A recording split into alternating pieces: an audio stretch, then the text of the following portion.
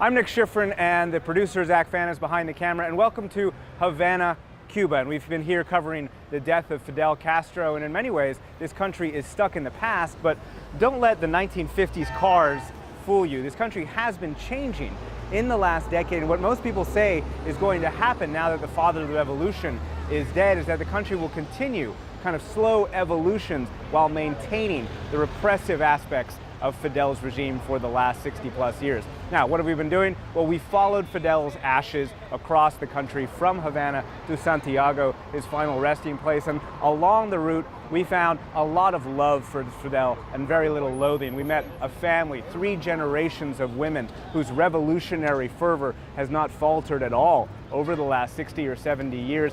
Mi admiración hacia Fidel. My admiration for Fidel comes above everything. He wasn't just a leader for the Cuban Revolution, but a leader for the world. I love Fidel. I love him very, very, very much. He fought for Cuba. When you ask these fans of Fidel about his repressive qualities, about his not allowing any dissent, about his squelching any kind of free speech, they say that doesn't matter as much as the freedoms of healthcare and education that we've been given. But when we left Havana, when we went to a place called Hershey, Cuba, which is about 30 miles from here, which is named after and built by the American chocolate baron, we found much less universal adulation. We struggle every day. I wake up at 3 a.m. to be able to afford food, afford clothes, and keep on going. They are allowed to criticize the government generically, but a dissident named Carlos Miyares Falcon points out that the red line is criticizing the government by name. What would happen to you if you criticized the government publicly?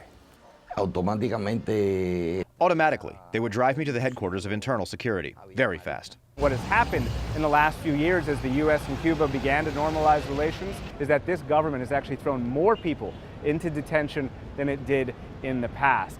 But that fear doesn't mean that this society isn't evolving in any way that it can. A great example of that are packets. These are hard drives full of entertainment and information. So this is TV, videos, movies on hard drives delivered by bike messenger. And so for lack of internet, which is rare and expensive, people are getting the same information and entertainment that all of us are getting simply by trading hard drives with each other.